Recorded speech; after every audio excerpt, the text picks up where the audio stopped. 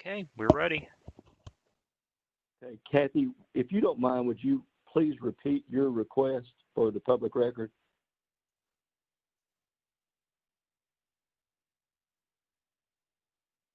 I think I'm back on.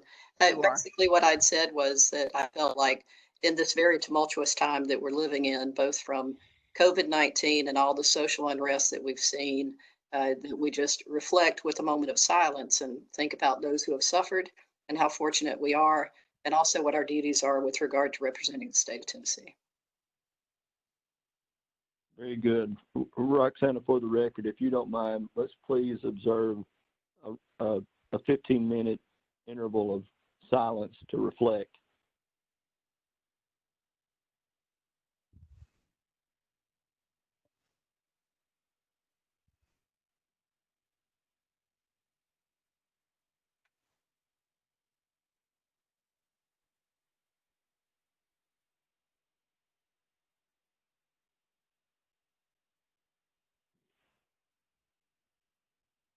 Thank you, everybody. And let's please officially go on the record for the June 3rd Engineering Committee meeting for the State of Tennessee Department of Commerce and Insurance Board of Architectural and Engineering Examiners. Roxana, would you please introduce the meeting? Absolutely, sir. Thank you, Chairman Heathcote, and Kathy, thank you very much for bringing us to where we are in today's world and making us stop for a minute, as we all should. So I really appreciate that. And these are unique times from every aspect. So all that information and our hearts are with everyone as we start this meeting. This is the Engineering Committee meeting on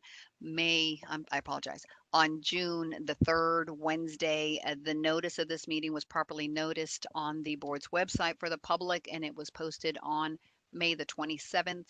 There is a link to this meeting as well on the board's website. During these unique times, we are holding these meetings via WebEx telephonically so that our board members are not needing to travel, so that everyone can be safe and participate. And as well, as we said, this is also, of course, open to the public. People can call in, and if they need to state anything on the record, we welcome that. Tomorrow will be the full board meeting with exactly the same format, but all of our members will participate at that time. The agenda is also posted on the website. If there's any information that you're missing, just let us know. And I will start with roll call. Because this meeting is being done telephonically, every motion that we have will also be done through roll call vote. So to start the Engineering Committee meeting, the first person I will call is Mr. Ricky Brice.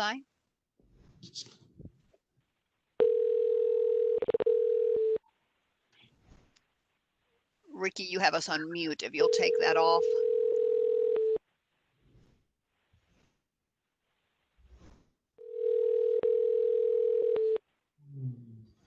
Ricky?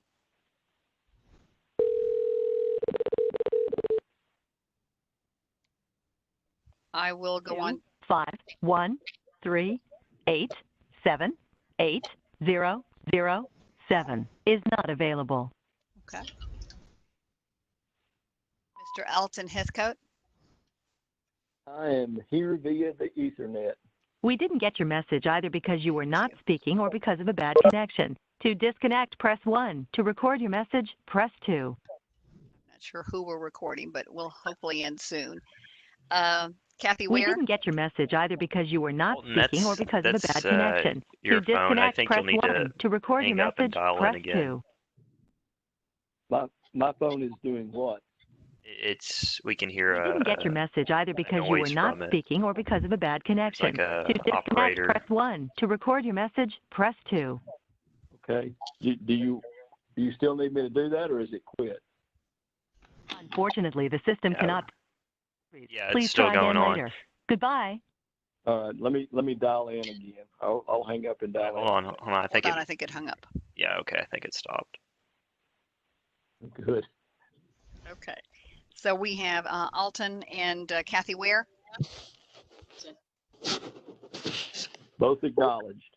Both acknowledged. Thank you. Robert Campbell. Here. Thank you. And Mr. Stephen King. Here. Perfect. We've got 4. Ricky, if you can hear me, I think you have us now off mute, or are you there with us?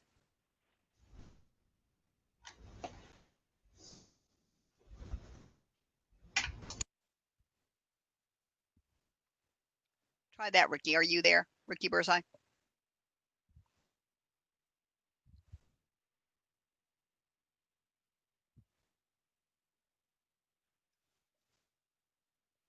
Okay, we have quorum to proceed. I see Ricky participating with us. I think he's having problems with his mic. He might need to log off and then come back in. So we will go ahead and proceed since we do have quorum. The first thing I'd like is to ask for our attorney, Maria Bush, to go ahead and read the statement of necessity on the record, please. Thank you, Roxanna. This is Maria Bush, and I will go ahead with that statement. This is a regularly scheduled meeting for the Tennessee Board of Architectural and Engineer Examiners Engineering Committee, which is taking place by electronic means utilizing the WebEx teleconference application on Wednesday, June 3rd, 2020.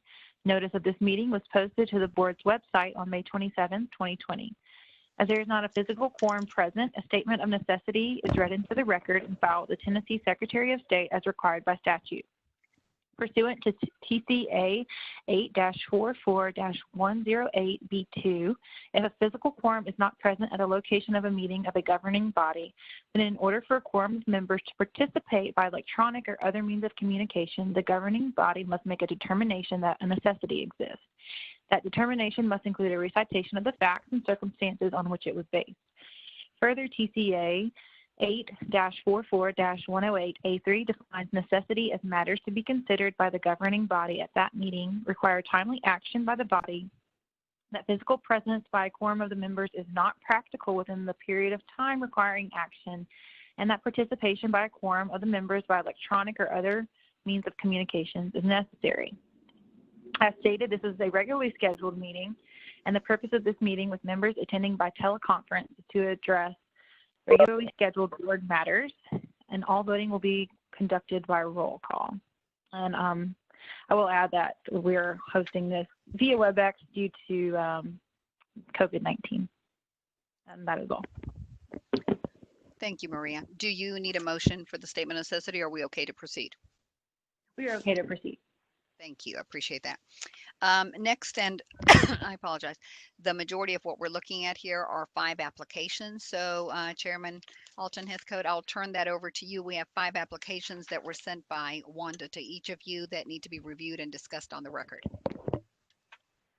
Okay, if we have 5 applications, actually, Roxanna, I've got 4 applications and a request for other business that Kathy has made about an individual who signed himself on as a senior civil engineer who may not be registered. But they're on the record. Have I missed that? Is that incorrect? No, that is correct. There are 4 applications and then that one other business. So a total of 5 items you'll be reviewing. You are correct. Okay, very good. Thank you, Roxanna. Thank you. The first item of business is Alan Chung. I believe that Ricky, maybe Kathy and Ricky, denied the application, and both Ricky and Kathy would like to discuss this. The issue is the degree is a foreign degree and it's not signatory to the Washington Accord, and he doesn't want to take the time to have the degree evaluated by NCAAS. Ricky or Kathy, would either one of you like to take the lead on the discussion for this? I can weigh in on that. Also, I just wanted to have one thing added to the discussion items list. I'm sorry, but it came to my attention that that we hadn't put it up there, but I was on a conference call with one of our non-registrants that we had a complaint against last meeting. So I would like to discuss that. Can we add that in? Yeah, can you give me you want to add it in at the end of the new business before we adjourn? Yes, that is correct. Or do you want to add it in under the applications? No, it's new business, or it's not an application. Okay. All right, very good. We'll come to that at the end after the update on the 2022 NCAAS Joint Central Zone meeting. Okay. So basically, so I said I would address this applicant number 1, and I'm sorry, I'm not very good with pronouncing certain names, but is the candidate who had the foreign degree and that's not a signatory of the Washington Accord. And I felt like he basically wanted us to waive our review without really basically having a basis to do so. And I just looked through it and thought, I totally get the fact that he feels like he's been around a long time and he's been doing this for forever and he shouldn't have to jump through the hoops. But basically he wanted us to make an example or make an exception for him. And I just didn't see where that was warranted relative to all the information that we had on hand. And if we have more information or others differ, that's fine. That's why we're here to discuss these things. Okay, very good. In his response to Cynthia's information, he indicated that he had graduated with a Bachelor of Science in Chemical Engineering in 75 and a Master of Science in Chem E in 1976 from the University of Bradford in Great Britain. And I'm assuming that entity is not part of the Washington Accord. Is that correct? Not a signatory? That's correct. Okay, very good. Is there, Ricky, do you have anything that you'd like to add? I see that you're back with us, but that you're muted. Can you hear me, Alan? I can hear you really well. I'm Okay, glad that I can. Great. Yeah, when I looked at the information, I mean, it has all the appearance of being a worthy engineering degree and plus a additional plus a master's and a lot of experience there. So I don't have a lot of heartburn or concern that he's not worthy.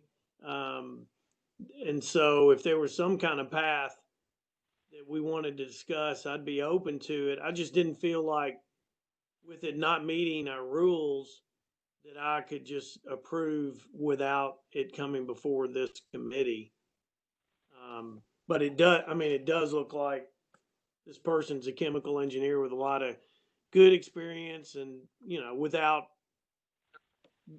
being, doing a full review of the academic record, it looks like has the education that we desire and does have the testing too.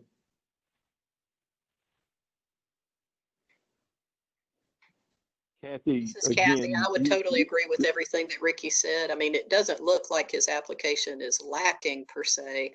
It's just that we have kind of the steps we go through, and he's trying to take us outside of that decision matrix. And if somebody can tell us that it's okay for us to approve him, I'd be willing to. It's just that we don't have checks in all the boxes that we need relative to someone saying it's ABET accredited equivalent. Just a comment. This is Alton. A comment. I know in the past that if somebody had a degree from a signatory university, but they may have been lacking the humanities or a biology class or things like that, we had excused that if it wasn't very specific to the performance of their current job and whatever role they were playing. But again, those were generally signatory schools or universities. I may be mistaken, but is this the first time that we've had a question like this come up that was non-signatory to the Washington Accord? Even though he apparently has met most of the criteria. Obviously, he's licensed in Virginia, and he's practiced for a number of years. Yeah. We just recently started looking at the Washington Accord when Mr. Campbell had information on that last year. Before then, they had to have the NCEES evaluation, and we don't know what his deficiencies are because he will not get the evaluation completed. Alton, Okay. Yes, sir. I think in the past, we've had people with foreign degrees who have not been able to get their records because they're their school doesn't exist anymore, or because of warfare going on in their home country, that sort of thing. And so it may have been we've tried to understand whether we've had other applicants from that school and what does NCEES know about that school, to know if they, and so that may, all of those could be a path here where we could find out if NCEES has evaluated degrees from this university. But it was more like he didn't want to take the time because of his age. He said he's too old to wait, he said. And actually, he's had time because this is 6 months old. It could have been done by now. Okay.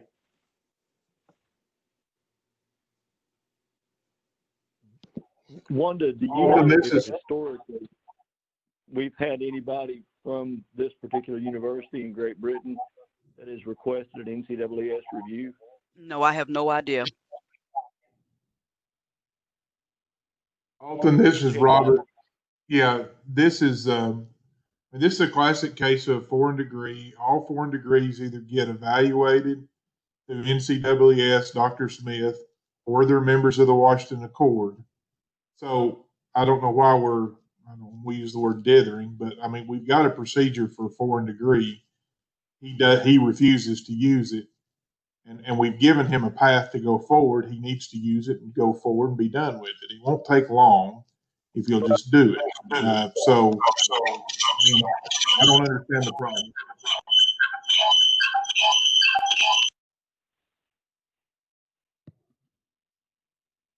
I see that Steve has joined us.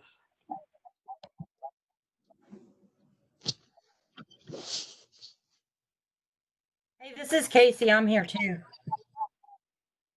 Okay, thank you, Casey. Robert, was there a recommendation associated with your discussion? Yeah, I'll go ahead and make a motion that he avail himself of the means that other people, this is not a motion, it's an explanation.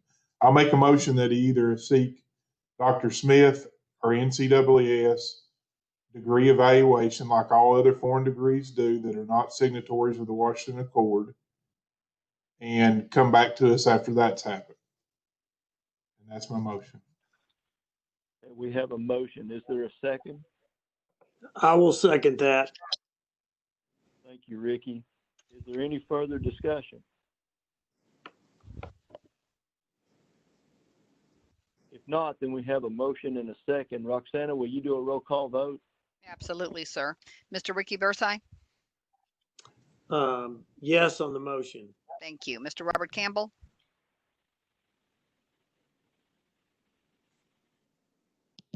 Yes. Thank you. Ms. Kathy Ware? Yes. Mr. Alton Heathcote? Yes. And Mr. Stephen King? Yes. Thank you. All 5 participating agreed to it. And of course, we have 3 voting members also agreed. So I believe that concludes Mr. Alan Suilun Chuang, I think is the last name. So I too apologize if I've done the last name a disservice, but I wanted on the record to go to state which applicant we were looking at. I think, Alton, I'll turn it over to you for the next one.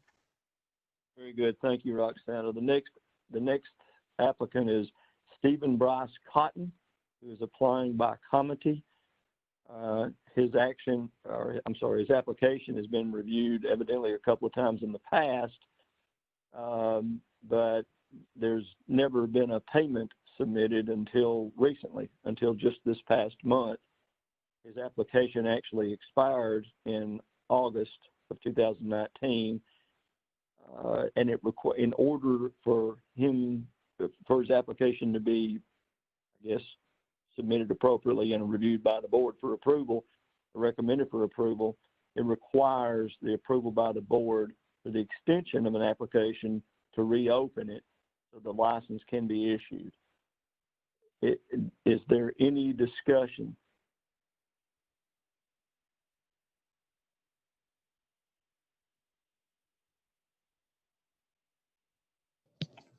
Well, since I made a motion, since I signed his application, I submit that we go ahead and I make a motion.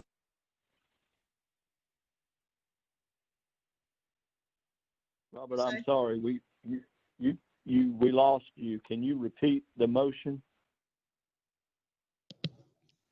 Since I signed his original form, I make the motion. Can you hear me? Yes, sir, we can. Okay. I make the motion that we approve that we extend the application for approval. Okay, very good. We have a motion to extend the application for approval. Is there a second? I will second that. Thank you. Thank you, Ricky. We have a motion and a second. Is there any additional discussion? Is it true that his original application was 5 years ago, 2014? I'm just curious. Yes, ma'am. That is correct. He was approved and just never sent his registration fee. Thank you. Very good. Alternate. Is there any additional discussion? If not, then Roxana, would you please do a roll call vote? Yes, sir. Mr. Ricky Brice, Yes. Robert Campbell, Yes. Kathy Ware, Yes. Mr. Elton Heathcote, Yes, ma'am. and Mr. Stephen King. Yes. All in agreement. Thank you. That moves us on to our next applicant, Mr. Alton, on Ronald Diaz. Okay, thank you, Roxana. Roland Joseph Diaz is a graduate, or I'm sorry, an undergraduate degree in engineering technology. His application was approved by both Kathy and Robert, but Ricky would like to discuss the approval or the application. Ricky, would you like to help us understand any concerns or issues you might have? Alan, yes, I will do that. And I may need to refresh again, looking through there, but generally I thought with the wording in our laws about a technology degree that we didn't even have the flexibility to approve a technology degree, even if it were deemed equivalent.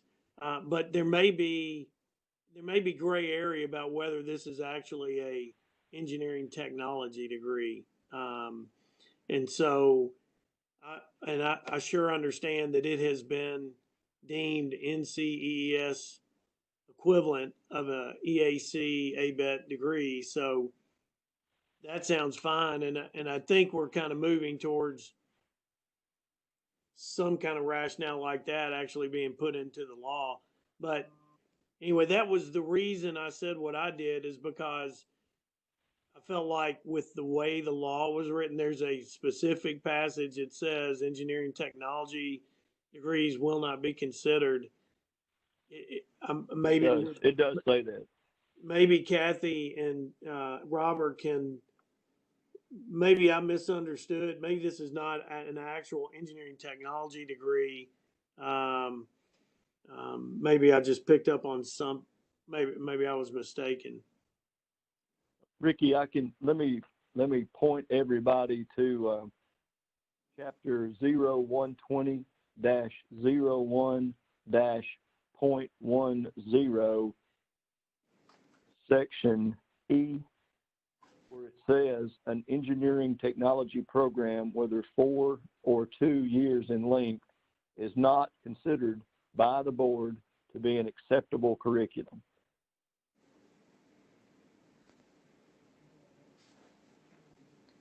So I know. Let's see. This is Kathy. So when I looked at it, I thought I totally agree that that's what the law says, is that it specifically calls out a technology. Is that my feedback? I'm sorry. Okay, so a technology degree is not on its face acceptable. However, we look at degrees that are not AEC ABET accredited, and we ask for NCWS to answer that question for us on the equivalency issue. And we also look at the Washington Accord, and then we ask Dr. Smith.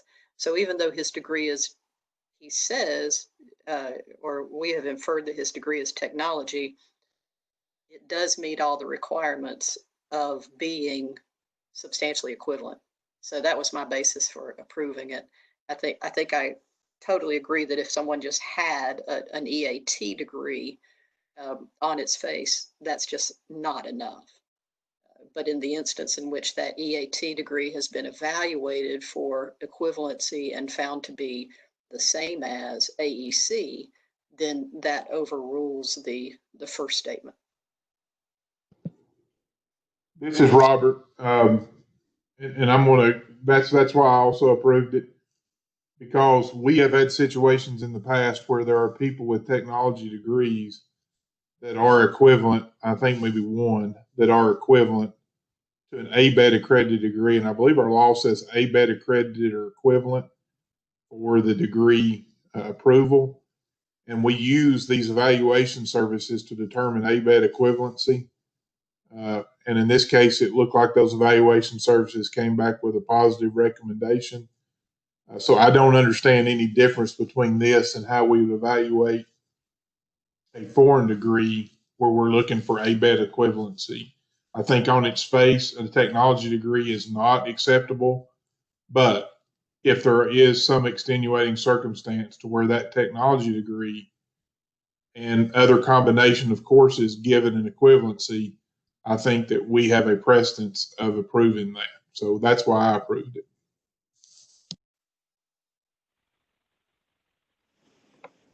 Alton.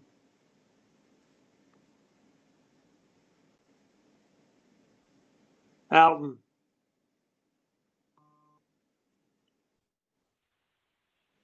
Ricky, can you hear me? Yes, can you hear me? I can hear you fine. I'm sorry. Given Kathy and Robert's comments, would you like to comment again? Yes, and that I follow that logic and agree with it. That is, if it's evaluated and deemed equal to an EAC ABET degree, that is good enough. The only thing I'll say is I think we need to reword our rule about engineering technology degrees to put in the statement that if it's deemed equivalent to an EAC ABET degree by NCEES or other, that it can be acceptable. And so that would, to me, that would erase the legal confusion I think that I had on that. This is Steve. I've got a comment when I get a chance. Okay, Ricky, were you through with that thought? Yes. Well, the only, and that's the only difference between evaluating a foreign degree and an engineering technology degree is this statement in our. We don't have a rule that says that foreign degrees are not an acceptable curriculum. It says they'll be judged and deemed whether they're equivalent, and we should add some kind of language like that at this rule about the technology degree. Okay, I'm finished. Thank you, Ricky. Steve, go ahead. Okay. I think what was read was a rule. If you look in the law, 62-2-401 A1, it says that a degree of a 4-year degree, approvable by the board is what's required. And I think what we've done in the past is we talk about how if a technology degree is evaluated and meets all the requirements of a EAC degree, then we approve it. Yeah, I think what you're talking about is 62-2-401A1. graduation from an approved engineering curriculum. 4 years or Exam. more. Is that what you read?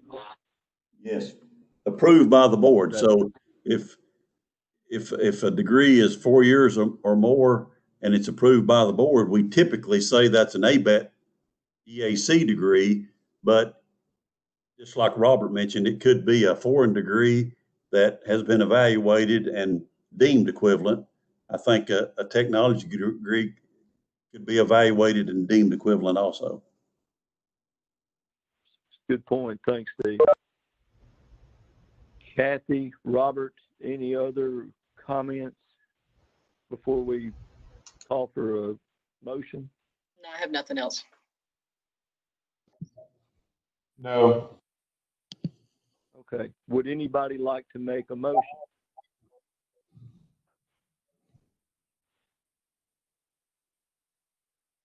This is Kathy. I'll make a motion that we approve the applicant's application.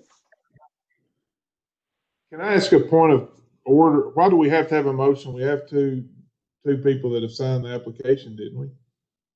I was wondering that too. Well, I suppose it came up for discussion at the committee meeting and asked for review of other committee members or a discussion among other committee members. If other committee members disagree with that recommendation, then maybe that should be reconsidered as not approved. I'm going to base on our rules about voting for, and I mean, I'm just going by the rules. I don't know that I've got a dog in the fight, but I don't know that that if you've got two board members that approve it, that have the ability to approve it, I understand the discussion and appreciate it, but I'm not sure that it can be overturned by the committee. Because only three of us will supposedly be able to vote on these things. That's right, Good Robert. point. Which I don't think is right, but I mean, that's what we've agreed to. Well, you are correct in that particular situation. So, Roxana, let's defer to you and our legal counsel. Sure. Given the fact that the two members who voted, or I guess indicated their approval for this candidate, based on their review, and also after this discussion, does it require any additional action on the board's part, or should we just consider their recommendations as accepted and approved? I am happy to pipe in, and Maria, thank goodness, is with us. So if I'm incorrect, she will correct me or add to it. My thought is, since we've got at least 4 applications that are up here for discussion, you are correct in saying that quite possibly we already have the 2 members that our statute requires to approve them, but because we're discussing them, I think it more than anything else just clears the record that is going to be posted and published, and the information that then Wanda will send to the applicants that on the record we agreed it. I don't think there's any harm in motioning and seconding it, especially since it is just 3 members, and the third person usually maybe in this case it is Ricky that wanted to have the conversation. So we have no harm done by the motions. If it wasn't happening in front of, within the committee, then we'd be done with it, and the 2 would have been all that's needed. I think since we voted on Mr. Cotton, it may be worth continuing these, but I don't think that it's a major need. And as in other words, if we had missed doing a motion, we would go back to the 2 that approved it. I just think because we're doing in a committee on the record, it makes sense to do a motion to make it official. That's my thought. Maria? Yes. Thank you, Roxana. Yeah, this is Maria. I would recommend doing a roll call vote in this situation, especially because it's by electronic teleconference only. So my recommendation would just to go ahead and do the roll call. To continue. Okay. So we have a motion by Kathy, and I guess the second would be Robert, since you both approved it. Is that correct? Yes, on Robert's part. Okay, sounds good. So we have a motion and a second. If it's okay, we'll proceed. I will do the roll call vote, and then we will move on to our last applicant, Mr. Ricky Bursai. Your vote on Mr. Diaz? Yes. Thank you. Robert Campbell? Yes. Kathy Ware, Yes. and also participating Alton Heathcote Yes. and Stephen King. Yes. Thank you. All in agreement. That brings us to Mr. Henry William Mentink. Al, Yeah, thank you. one more comment about the last applicant. That even though we had 2 yeses on the application, and I was the one who asked the question, the discussion, as always, among the committee helps me in reviewing future applications. So I appreciate the discussion. Oh, good comment, Ricky. Thank you. Okay, Mr. Henry William Mintick. He passed the PE exam before they were given by NCAAS. So he took the state exam. Kathy approved. Robert approved, except Robert had asked for legal's opinion regarding non-NCAAS sanctioned exams. Has our in-house counsel had a chance to review that? Hi, this is Maria. Yes, I have. And actually, I went back to the June 2019 meeting, and this exact issue came up. And Tony Glandorf came and spoke to the committee about the issue, and it was actually a pretty lengthy conversation.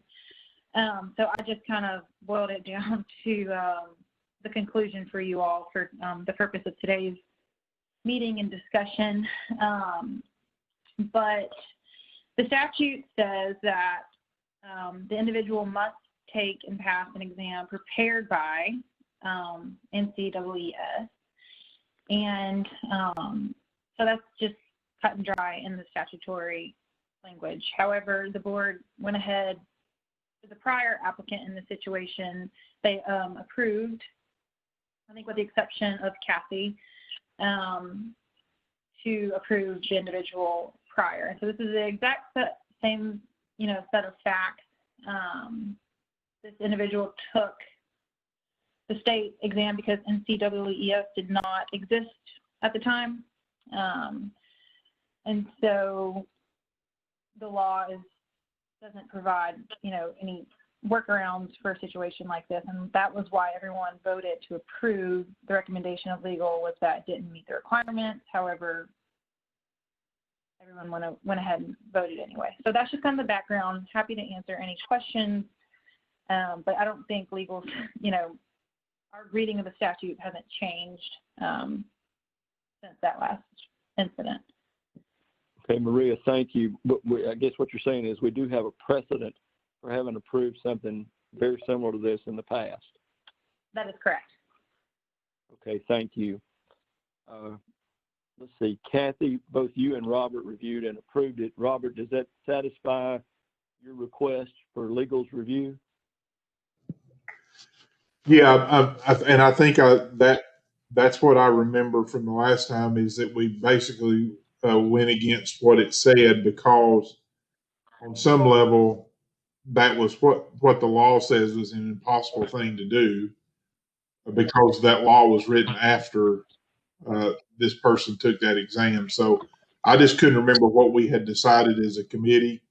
And so I'm okay with continuing to approve him. And I know that's not strictly what it says in the law, but again, things that were done prior to a law being enacted or a verbiage being enacted seem to be hard to deny somebody for that reason. Okay, very good. Thank you. So once again, I suppose Roxana, the same situation exists that existed for Mr. Diaz's application, that regardless of the fact that we had 2 approvals already in place, we probably need to do a roll call vote for decision on Mr. Mintick's application. Correct. And I have Robert's motion. If you don't mind, I got sidetracked for a second. Who was our second person? Is it Kathy? Kathy, since she was prior approving, she would be the second.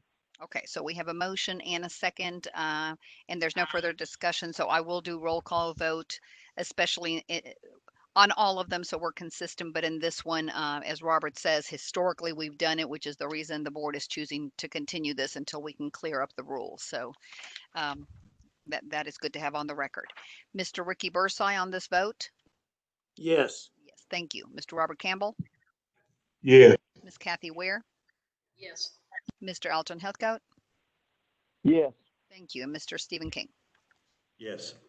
Fantastic. Thank you very much, Alton. I'll turn it over to you for the next order of business. Okay, thank you, Roxana. All right, let's see. The next issue was one that Kathy brought up, and I think rightfully so. Mr. Frank McPhail submitted a reference supporting an applicant, but on his reference form, he used the title Senior Civil Engineer.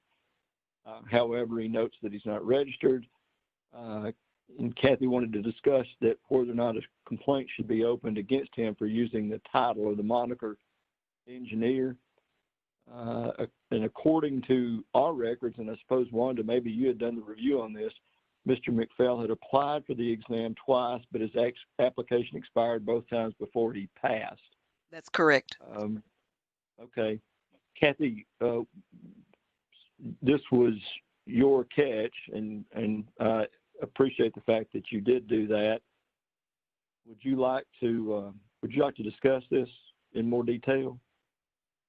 Yeah, I don't want it to come across as I'm trying to, chase somebody down, but it seemed pretty blatant to me. I just was, as I was reviewing the application, I came across it and I thought, well, this guy's representing himself as a registrant in providing commentary on another potential registrant's application. Again, I don't want to chase the guy down. I'm not trying to make his life hard, but what's the legal opinion on this? Does this qualify as unlicensed use of the title? Hey, Kathy, can I ask a quick question before we ask for legal counsel? And I apologize. I did read this, but I don't have it up in front of me right now. Did the person, Mr. McPhail, did he qualify for exemption under the law for some reason? I'm not aware of that. I don't know the answer to that. What exemption under what? Like, for example, did he work for the telephone company or the electric cooperative or an industry? Oh, Call himself, use the moniker engineer, but not have to be a PE. I'm sorry, I don't recall the details. He works for the town of Collierville. So I guess he's a state employee. I'm a city employee, rather. Yeah, city employee. And generally, in those organizations, I know we've had a couple of recent applications for license renewals from people that were acting as city engineers and or utility directors where that required an engineering degree. And at some point, I think both of those entities had been previously licensed, let their license lapse. But I still think, again, I don't know if there is an exemption under the law for somebody that works for non-electric or non-telecommunications entities that gives them the right to use the moniker engineer. Now, again, going back to Kathy's request, could we ask legal for an opinion on that? Hey, Alton. Yes, sir, Ricky. Could I just kind of weigh in? I had some thoughts about that question that legal could also fold into maybe their advice to us. Yeah, please. I had thought that this person is not, by answering on this reference form, it's not exactly going to the public. This is a private reference form. It's not like a business card or a web page that's visible by the public. And they may, in the industrial world, we allow people to have job titles that have engineer in them as long as they don't hold themselves out as an engineer to the public and would in getting business for themselves and mislead the public into thinking that they're a professional engineer. But we allow them to have internal engineering titles within an industrial setting. And I would have to know more. I would like to know more before I think I could feel good about opening a complaint, such as, does this person have engineer listed on their business card? Do they have business cards that they give to the public? That would be a different thing. If it's on a card and given to the public, or somewhere put out to the public on a web page or something, that I think we would ask them to cease and desist, as we have done in the past with web page. But if it's an internal title that is not accessible by the public,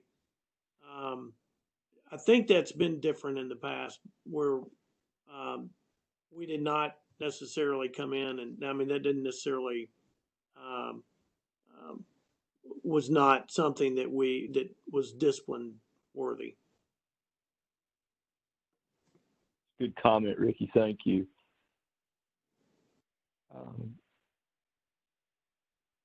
And I agree with that. Again, I've seen two issues recently that were people of very similar positions that did not seal a drawing, did not prepare engineering designs, did not produce plans or specifications, were in more of an administrative role, which I suspect, if given the title, he's the city engineer or is inside Collierville's organization serving as an engineering role, is probably, I wouldn't think that he would be doing design services or sealing anything, but I don't know all of the details about that.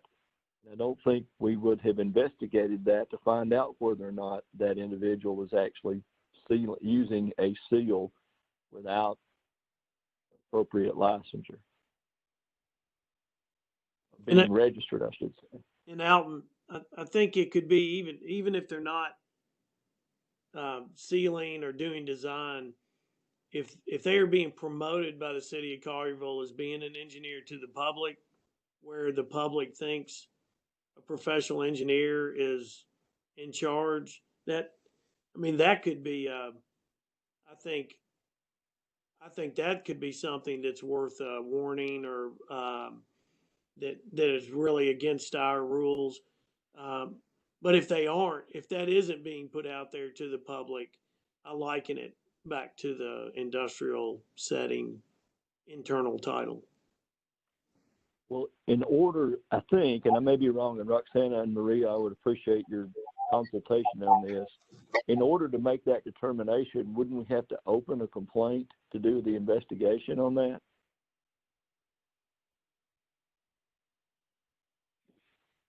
Hi, this is Maria. So yes, you would have to open a complaint to further investigate. At this point, just with what we know right now, it's unclear. What y'all are referencing is just using the title is considered under our statute as offering to practice. And so, of course, there are exceptions to that, but this is something that Stuart and I can look at further. And then if you all are comfortable with that, work with board staff in the event that we decide a complaint needs to be opened, to move forward on that.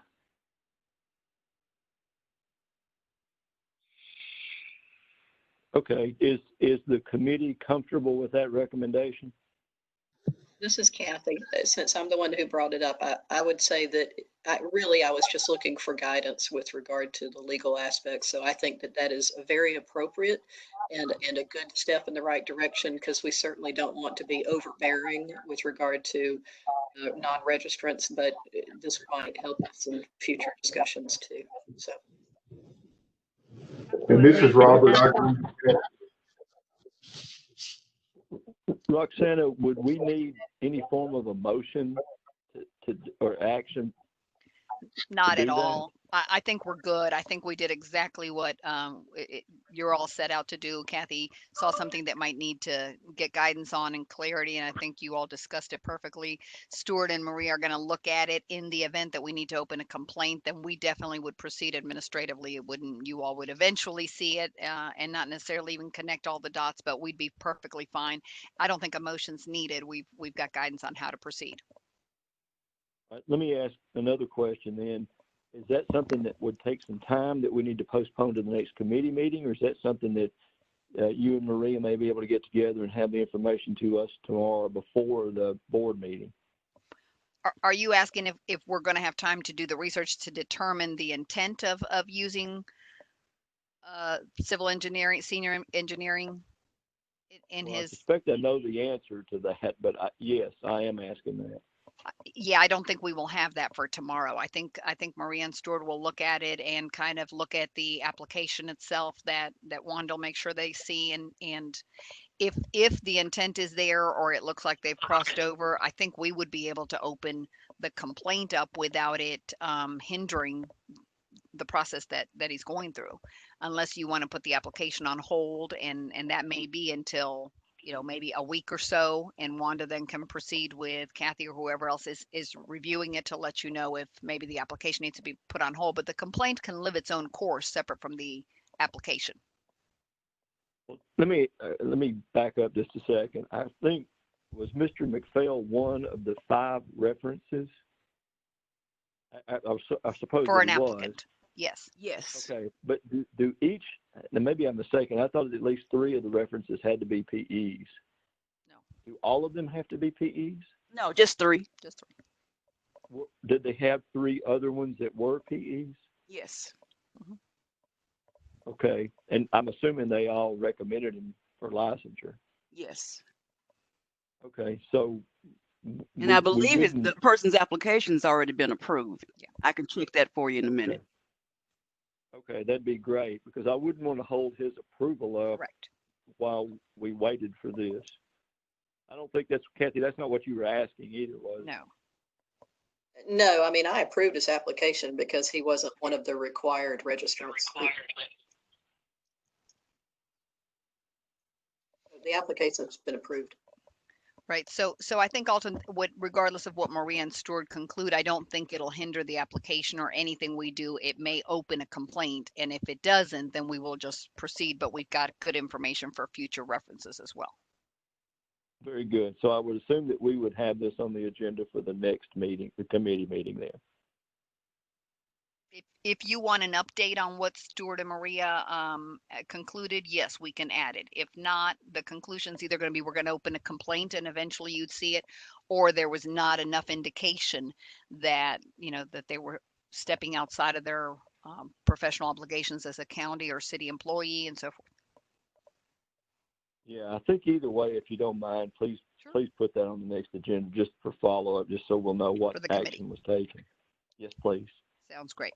Thank you. Okay. Thank you. Is there any other comments or review information that before we move on to the next item on the agenda?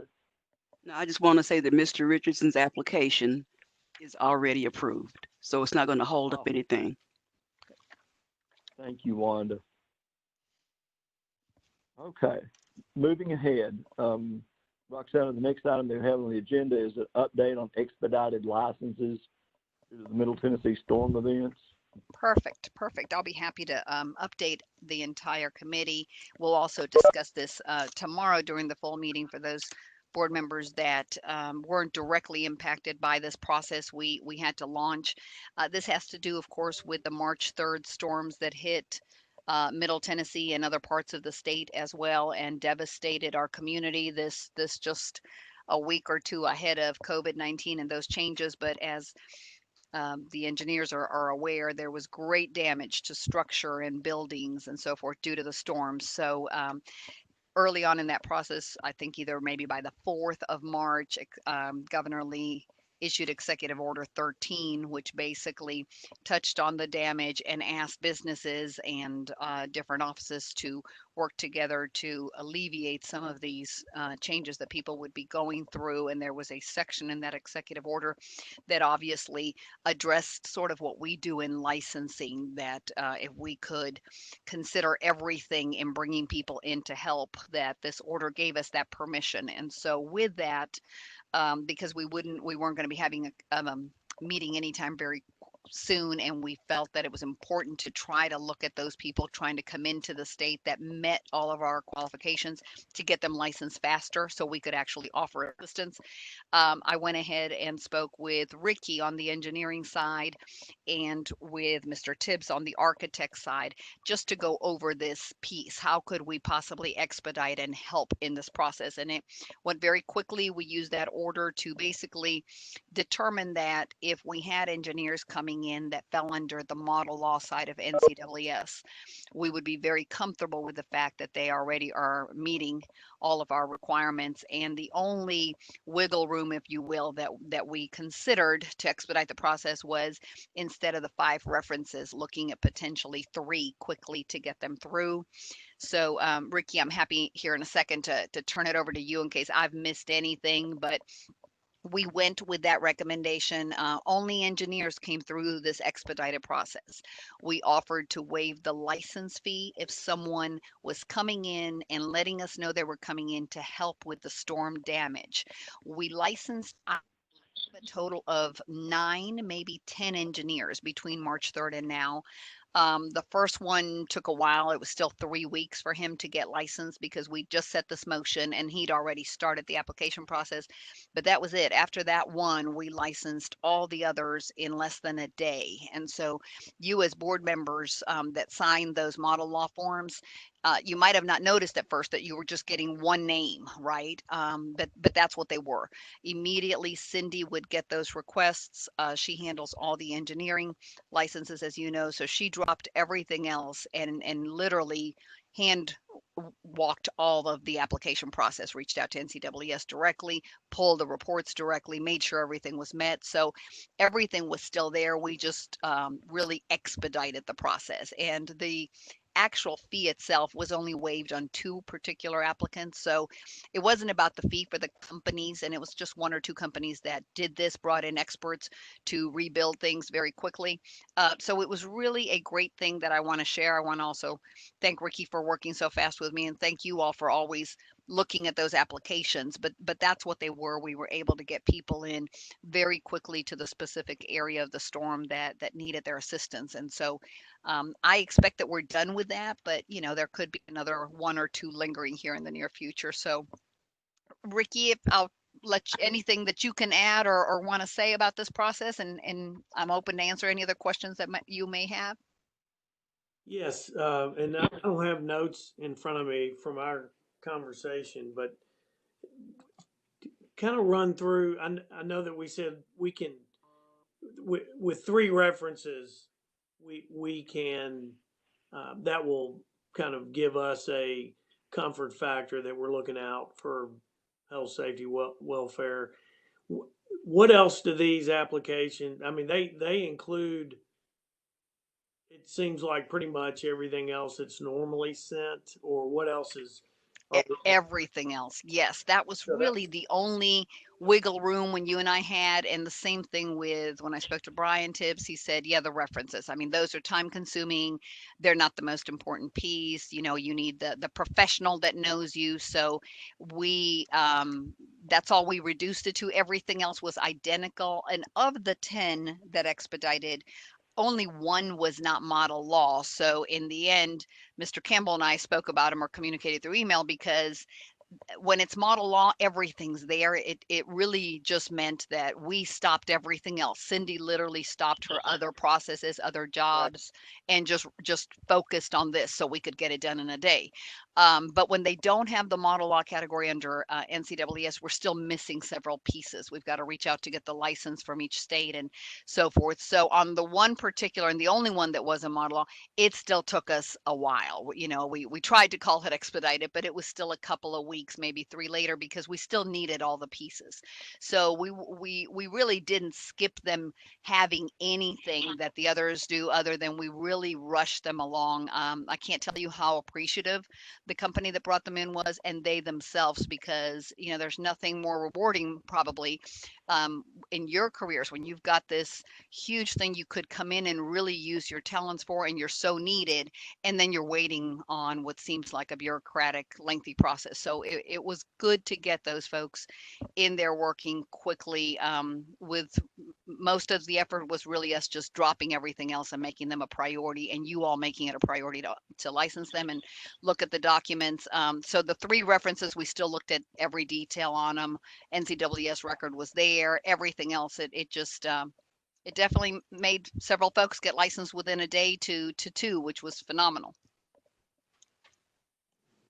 Great. Thank you. That does it. Absolutely. Thank you. And we'll explain that to the full board as well. Like I said, it's not that it's no longer happening, but I don't see the need for this going forward. It was such a quick response that we were able to do, and great to be able to bring in some folks to help. So that's all I had on that update. And of course, some of those efforts with COVID-19 hitting just 10 days maybe or so later did also slow down the efforts of people helping, unfortunately. But that's all I had on that update. If there's nothing else on the storms, on the expedited license, the other item that I have is was emailed to you. This is regarding the 2022 NCWS Joint Central Zone meeting. I think I emailed that as part of the big presentation document that we'll look at the tomorrow as well, but it's really for a motion needed from the engineering committee, since it's all about NCWS. This came from Mr. Tim Lingerfeld,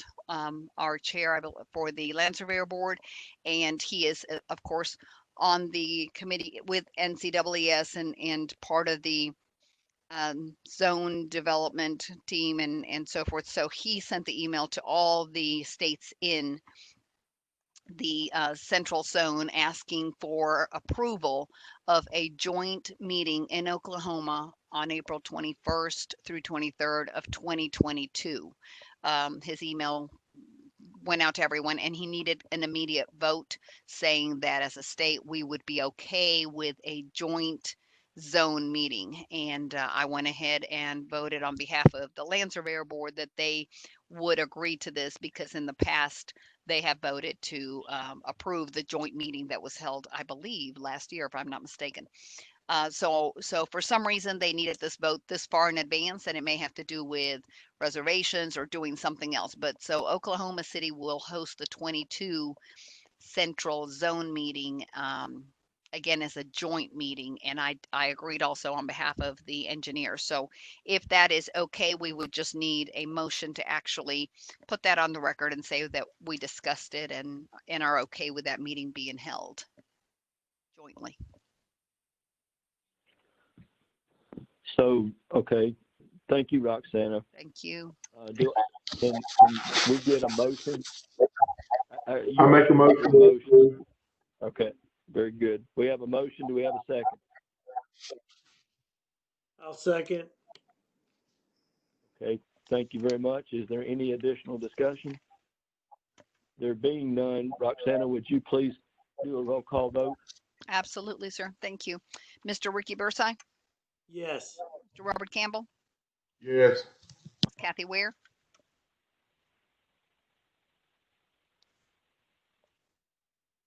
Yes. Thank you, Kathy. Mr. Alton Heathcote? Yes, ma'am. Thank you. And Stephen King? Yes. Thank you. And Alton, I do have one more thing. I kind of left the best thing for last. I would like to introduce our new executive director.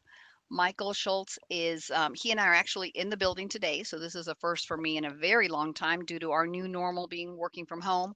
Michael is here, and I'll make sure he goes off mute to talk to you all for a minute, but he's been training all of this week. Monday was his first day. It's a new way of training. So he's meeting with us, and he's has this great phone system with no real phone, but it's the way we communicate all day long. And he is very excited about the full meeting tomorrow. He's been looking at the documents, very anxious to get to meet you all. So I don't have real information on the August meeting. It may be too soon to talk about it, but we are encouraged to do telephonic meetings as long as it's possible and as long as business is being done right. So through July, most likely these meetings will continue through WebEx, but very likely our August will be in person. We'll just have to see where we are at that point. But I know you will thoroughly enjoy working with Michael, and he's going to do a fantastic job. So he has taken over Jennifer Peck's position, and she's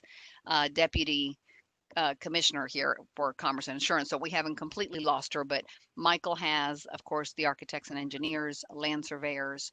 He has the real estate appraiser program, geologists, and soil scientists. So there's 6 programs that have some interconnections, and I'm very excited for him. I think you all will be too. And so I welcome Michael.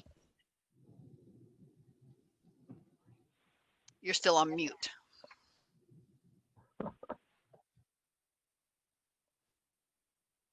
Roxana, can we see him on video for just a second to see what he looks like? He's behind me, so I hear him laughing. I think the mute button isn't working. Part of the one. There you go. You're off mute now, Michael. Can you hear me? Yes, I can hear you. Okay. Now I will turn it over to you to answer Robert's comment. Go right ahead. Oh, you wanted to get a look at me. There's not much to see, but sure, I can turn the computer on for you real quick. I think that might do it. I'm not sure. It's spinning around in the corner. We can see. Does that work? It worked. We see you. Yes, thank you. And feel free to stay on video or turn it off since we're almost done with the meeting. If it bumps us off, we'll be okay, but thank you. Well, my grandfather was a professional photographer, so I grew up on video. So this is, nothing new for me. Hello, everybody. I'm very excited to be here. I am learning from Roxana and hope to pick up the torch and carry on in her footsteps, just the way she would be doing it. I'm excited to get to meet all of you and really looking forward to working with you. In the meantime, if I can be helpful or you would like to just get to know me a little bit more, have a conversation, tell me a little bit about yourself and your business, feel free to reach out to me, and I'd be happy to schedule some time to talk with you or have a video chat. Michael, thank you. This is Alton. I just wanted to make sure that Roxana spelled your last name correctly. There's no T in it, correct? S-C-H-U-L-Z. Correct, just like the cartoonist. Okay, very good. Thank you. We look forward to seeing you in person really soon. You as well. And I'm going to go ahead and take a little leave of the video here for you so we can finish this up. Okay, thank you, Michael. Hey, Kathy, I know you had one thing that you wanted to add at the end of the thing. I don't know if everybody else got this. Roxana, did you send this information that was from the structural design group, their issue with professional firms using foreign engineers in production? Is that a few weeks ago, quite a bit ago? Yes, it was. Yeah. Well, they actually sent it to the board. Well, I think they sent it to the board February 26th. I'm not sure when you received it. Did everybody else receive that letter? It was copied to Kathy and Steve. Yeah, I didn't see it. I got it in a private mailbox. Yes, I think I got it too. I didn't see it, Alton. Okay, thank you. Thanks, Robert, and thank you, Steve, for looking at that. Their question was, and they quoted something from the Canon of Ethics, but their question was if, in our opinion, the utilization of foreign non-licensed engineering by Tennessee firms is acceptable, and he was implying, or he said further, that it would help them understand how they'd need to adjust their practice and staffing to be more competitive.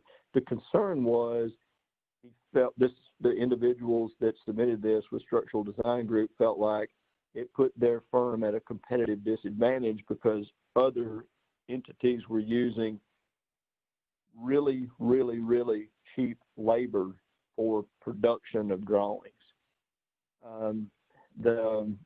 Again, my assumption is, I've heard of architectural firms doing this. I think I've heard of one other structural firm doing this. But the assumption or presumption is that they're doing it in compliance with our requirements related to ceiling drawings. I don't have any evidence to the contrary, and I don't think a complaint was formally entered, was it, Roxana? No, I don't believe we have a complaint on that. No, it's just all the information in front of you. Okay, so if they're only asking for an opinion and they haven't entered a complaint, how should we reply, if we should reply?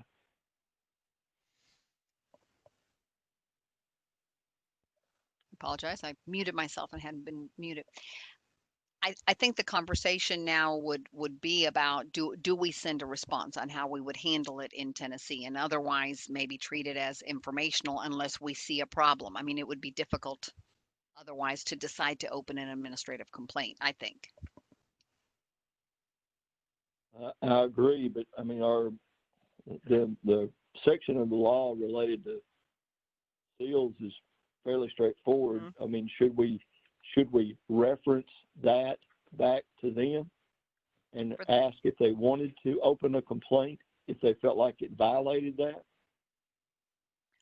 We definitely can. That's usually when we get a specific question to the board or to legal counsel, that's what we do. We'll point them to the statute and the link to the complaint process, because any organization or individual can apply for that and open that complaint at their the minute that they want to. We don't offer to open administrative complaints unless it's something we've investigated, like what Kathy just handed us, if we need to. But in this case, I don't recall, since it goes back to February, what if we had a direct question sent to us, if they needed the statute pointed to, it was just conversation for the engineering members to have. But we're happy to follow up and give them the statute if that would help. The complaint process is pretty easy to find if that's what they were looking for. I think they were more looking for what it is that we would do, or is it violating our statute, and maybe they're doing the research. Well, I read their letter. This is Kathy. I read their letter, and I think their question is a very good discussion question. Mm-hmm.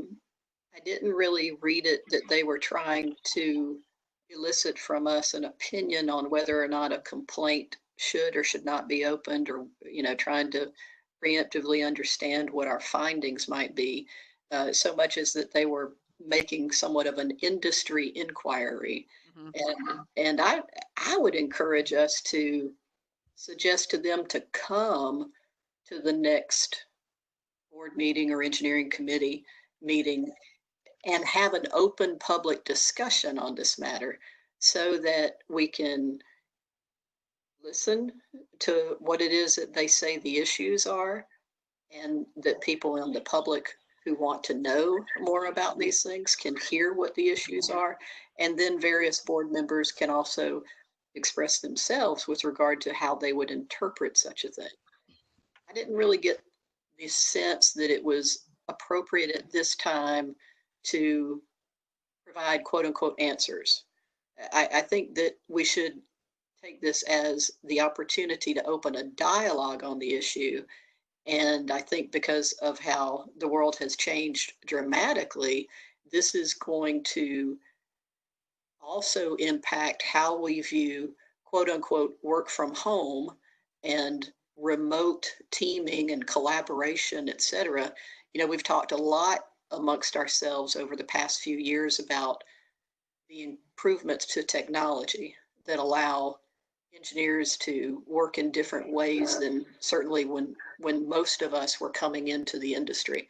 And the electronic file cabinet / the server, that's out there and the availability of sharing documents. And that's what this is. This is people in America who go home at 5 o'clock share documents with people who are just now getting up and going to work in places like India, and those people work all day, and then their collaborative changes are sent back when they get ready to quit at the end of the day to the people in America who are just now waking up and going to work. So that actually transitions nicely into what I think is going to become some discussion in the future about team members who work from home and work remotely and are not under the direct supervision the way that we have historically viewed it. And so this is, I think, a really good discussion opportunity. And we should, if that's appropriate, I would love to have them come the next time. Hopefully we'll get to be together one day. And if we can all be together, then it would be great if they could come and make their issues known, and then the board can respond on the public record, and we can have some open dialogue that provides guidance as opposed to just this, we just don't want to get into any kind of a hurry up and file a complaint against somebody. We don't want to do that. So that's my feedback. I'd love to see if we can get, if it's possible, can we have Roxana write these folks back a letter and invite them to the next meeting and encourage dialogue?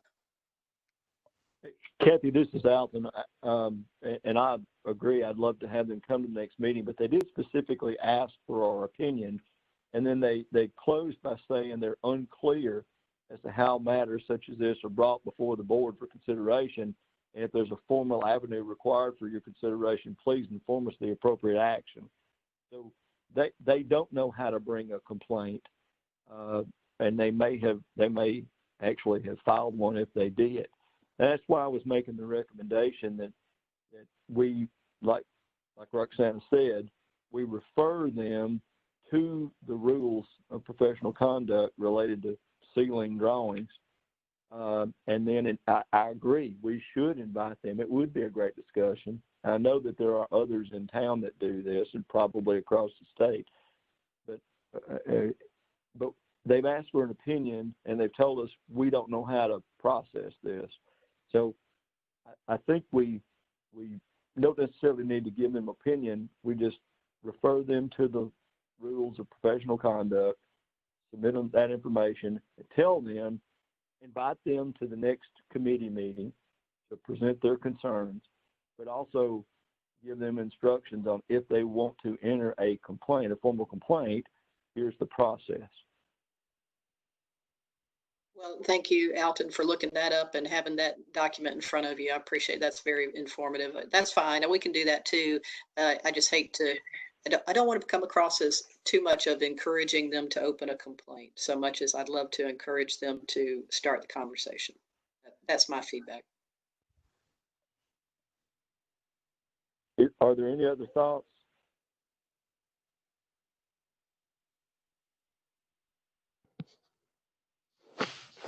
If we need a motion, I can make a motion. Do we need a motion? Roxana, yeah, I suppose because they've submitted this document, they came to me personally, and Kathy, I'm assuming that it went to you and Steve personally also. Robert, it looks like probably you got it the same way I did. Ricky, did you also receive it? I don't think that I received it. Alton, I don't think I got it either. Alton, I think something might have come to the office. Jennifer would have been here in February, but I've seen it somewhere, but I was under the impression that you all had already all received it. So what I'll do after the meeting, if you don't mind scanning the letter to me, and then Maria and I can take a look and send a response. I love the idea of inviting them to your next committee meeting. And if August doesn't work, surely by October, which is our 3-day board meeting, we will all be together with a little bit more time, so I can propose those options and point them to the statute, treat it as kind of informational. Like Kathy says, not encouraging for complaints to be filed, but definitely informative in how we process things and how it would proceed. And that communicating directly with the engineering committee is definitely an option, just to answer all their questions.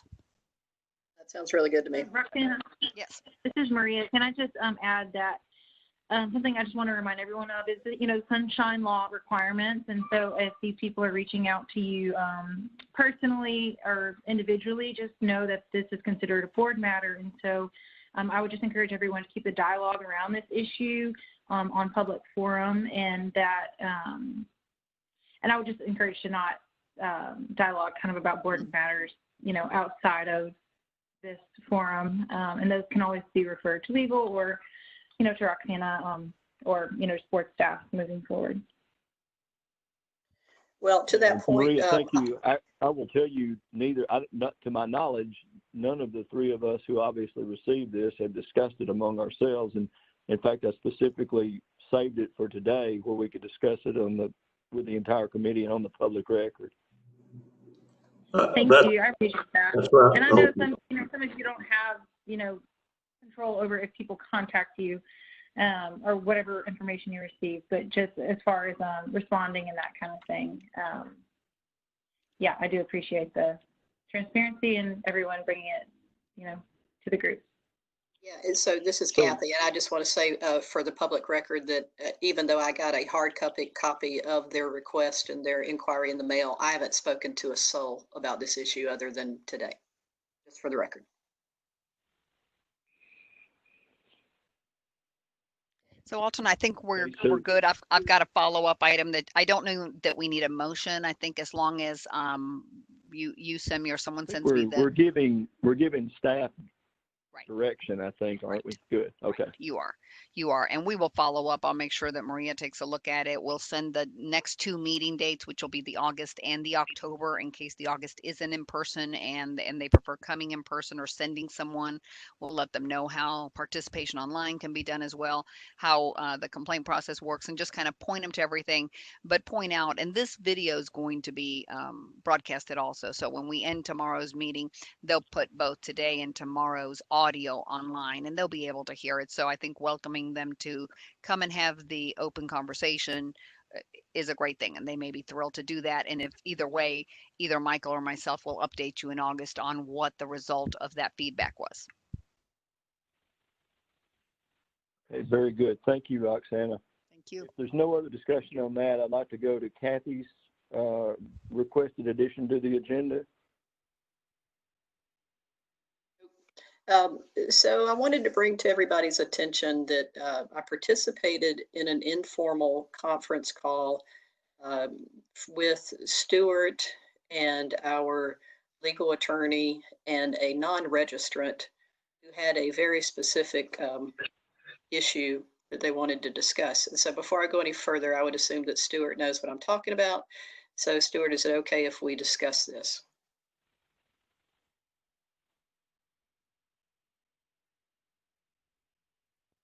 Yes, this is Stuart. I would be very careful on what is discussed. Okay, I will. So I think that the issue, I don't want to get into the specifics of the issue because, again, it was an informal conference, and I think that it might be readdressed going forward. So I won't discuss the issue. What actually came out of the conversation is actually what I wanted to make everyone aware of, and that is that during the conversation, when the person that we were speaking to, the respondent, had a chance to express his consternation over the situation, he said that he was never notified that there was a complaint against him, nor was he notified about the fact that it would have been discussed the last time all of us were together, and that the first thing that he received was a finding against him and a fine. And so during the conference call, it became known to all of us on the call that the respondent had never received, there was no documentation to indicate that the respondent had received notice that a complaint was being discussed at the board meeting that was going to affect this person. So again, won't go into the actual case itself, but that gave us quite the concern, those on the phone call, of are respondents being made aware of complaints, administrative proceedings, discussions, legal discussions in our board meetings, so that they have the opportunity to defend themselves? And that's very basic to what we do, I think, on the board. Is we certainly want everyone to always have the opportunity to defend themselves. So I have a question out of all that with regard to, do we now have a process in place by the board wherein we can affirm that all respondents have received notification that there is a complaint that has been opened against them? And then further, can we affirm that they are notified that the complaint is going to be discussed at a board meeting, so that they can be present and offer a defense against that complaint?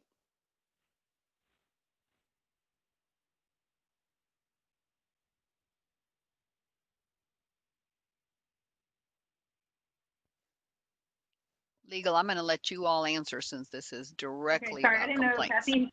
You're good. Sorry, Kathy. I didn't know if you wanted to hear from board members or legal. So this complaints and how that works, it goes to centralized complaints in the department. And so this isn't just specific to A&E and your all's board.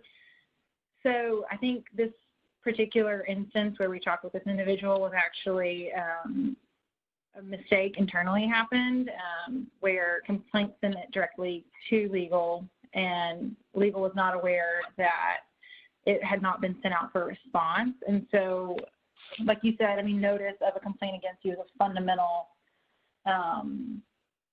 element. Enable, in going forward, you have to have notice that this is against you. So that's something that we take very seriously. And then as far as having the individuals come before the board, my take on that, and Stuart can chime in, but at this point, that having an individual appear would not happen until it goes to hearing, just because the anonymous nature of the complaint is important. And so that's why we don't have people come before the board and talk about specific complaints. I don't know if that completely answers your question. I'm happy to talk about it more, but that's just kind of my general comment on everything. Well, I guess, so are you saying that what transpired is normal and acceptable and will be repeated in the future?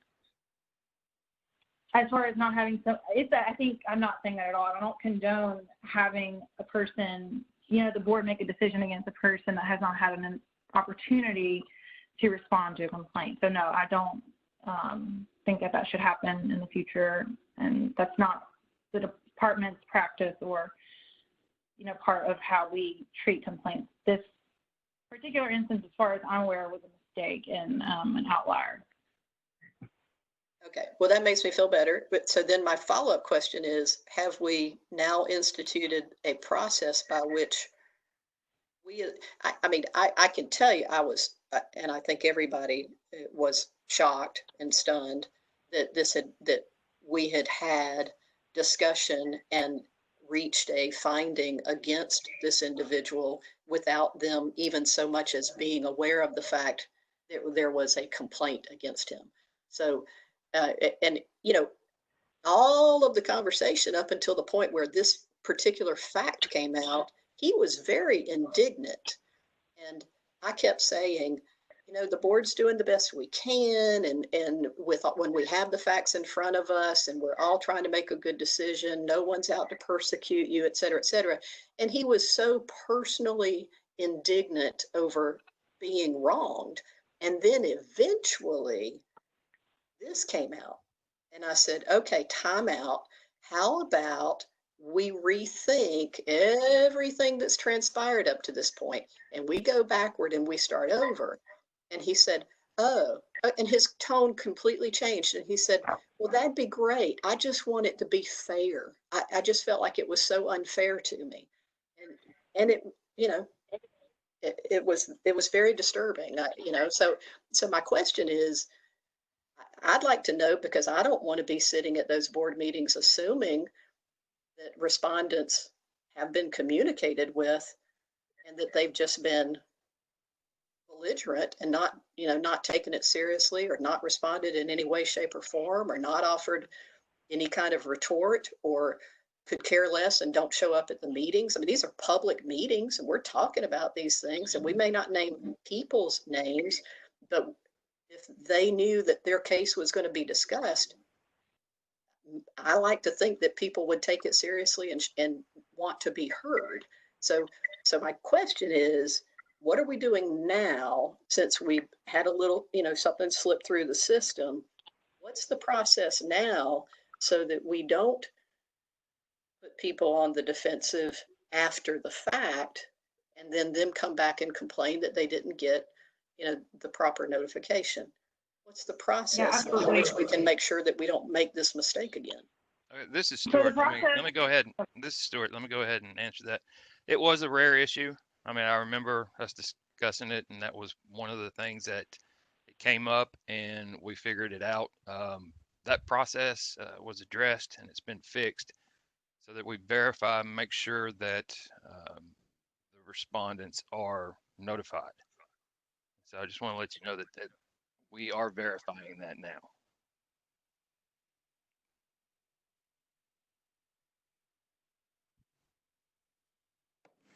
Hey, Kathy.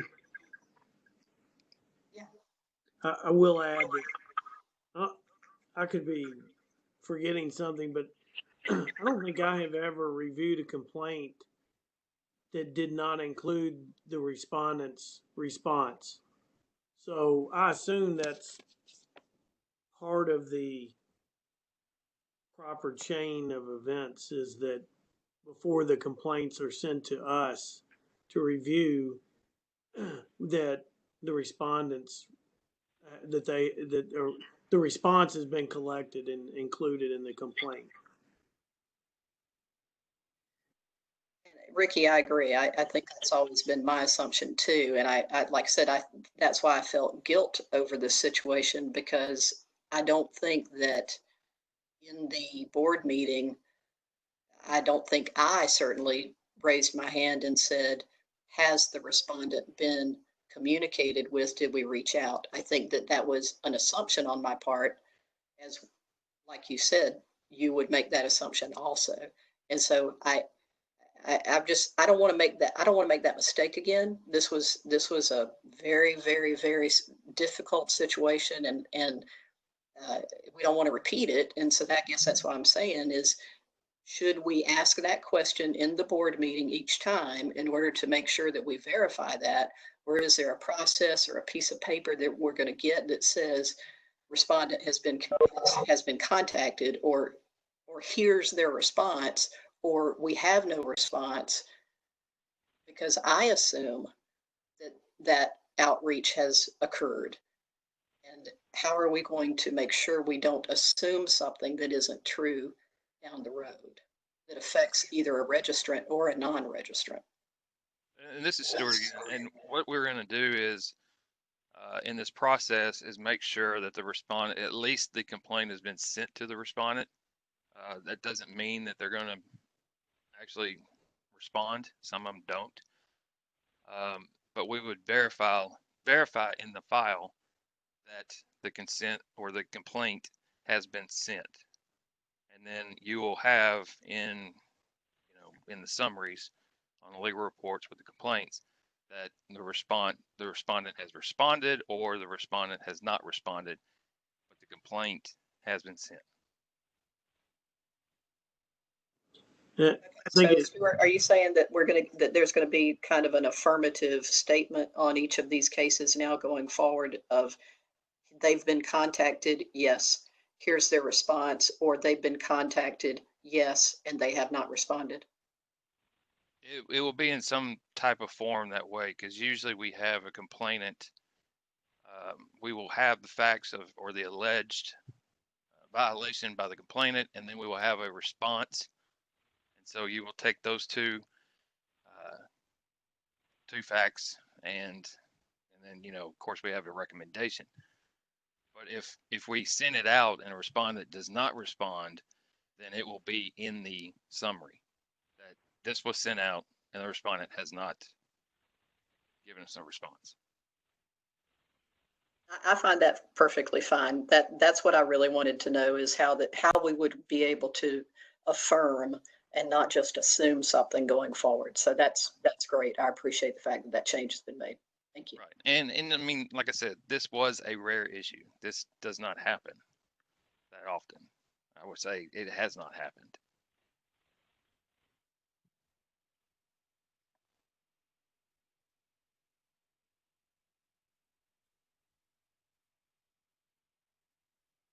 And I think that's all I got. I just wanted to bring that up and make sure that as a board that I felt like it probably wasn't just me who was assuming these things, and that I think we all should be aware of the fact that sometimes we assume certain processes are in process and that certain things have happened, and going forward, in order not to get sideways with any registrants or non-registrants, we need to not make those assumptions. So this sounds like a good answer to that, and I greatly appreciate it. Thank you, Kathy. And I'm glad you brought that up. Excellent additional item. One other thing before we request adjournment, the NCAAS annual meeting, the funded delegates were submitted, Steve, Robert, and Ricky. Roxana, are we going to send the member board administrator? So Michael? I am so glad that you touched on that. I had it in my notes and I was going to cover it tomorrow, but it obviously should be covered here with you all because it's the engineering committee for NCAAS. They have just recently sent us information regarding the August meeting, and it will not be an in-person meeting. It will be through WebEx.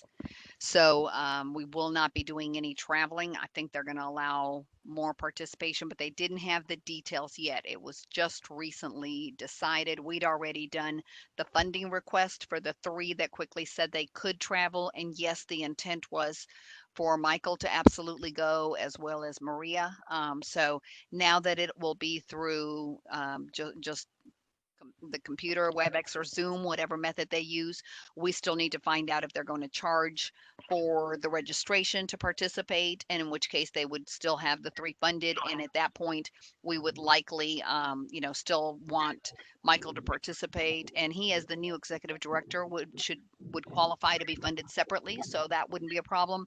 We'd make a decision on legal, and then if the board wants the other 2 members to go, we can always decide that. Given that it's moved to being done online, I think we would still have plenty of time even deciding in August, because there's no airfare, hotel, any of that. It would just be the question if they're going to charge for the registration in order to participate through web. Hey, Roxanne, it's Robert. Yes, Robert. I got an email from Your call has NCAA. been forwarded to an automated voice messaging system. 512. Okay, we're good. Can you hear me? Okay. Oh, perfectly. Yes, thank you. Yeah, I got an email from NCAAS today, maybe. Okay.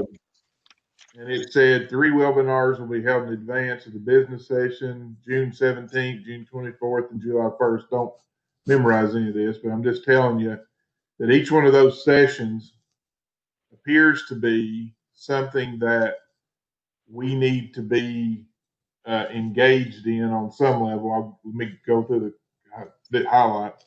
June 17th is the president and CEO reports. June 24th is finance and treasurer reports. Friday, June 26th is nomination of elected officers. Something about elections on July 1st. And then a virtual business session on August the 27th. So I think my question is, do we need to sign up for this as if we were going, number one, and number two, who all needs to be engaged, or do we all need to be engaged in these various sessions? They look like they're basically taking the annual meeting and splitting it up into about 4 parts. Right. And then they'll have the meeting on the 20th of August, But anyway, The 27th August of August. 27th. Yeah. Right. So And that's a question. I mean, if we need to be engaged in this, I need to, this is coming down in a week or so. So we need yeah, to start putting that on our calendar. I don't think they had previously. Well, I didn't get the email you did. So if you don't mind forwarding that to me, it could be that it went to Jennifer and that I'd be getting it later today or tomorrow.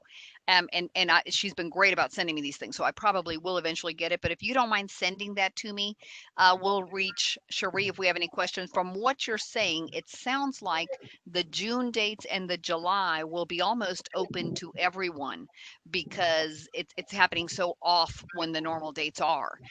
So that would appear to be then dates that we can all participate. NCARB has done something similar, and Wanda and Emmeline people we're participating electronically, and members of the board are allowed to participate, and at no cost. It's just an ongoing stay on top of the industry kind of thing, and because it's available through technology, it hasn't had a fee. So it may be that NCWS is doing these 4 different meeting dates to keep everyone focused on this, and then the virtual meeting, which is August 27th, that falls more in line with the normal annual meeting. Maybe that one will have a fee and a different way to track, participation. So when I get your email, I'll make sure to actually reach out to Cherie. We sent her already the information for Michael's Schultz name to be where Jennifer's was, so that he starts getting everything. But as you know, there's just a lot of organizations and changes. So we'll make sure that we get that, and I'll ask those questions. If we have them for some reason, tonight and before the meeting, we'll talk about it tomorrow. But if not, the minute I have exact dates and confirmation of the link for everyone to participate, we're going to send it out to all 5 members. And, very likely in June, Michael and I will do, participate together, especially for the finance piece. Like you said, even the elections of officers, it may be worth everybody's time to participate if they're short and simple.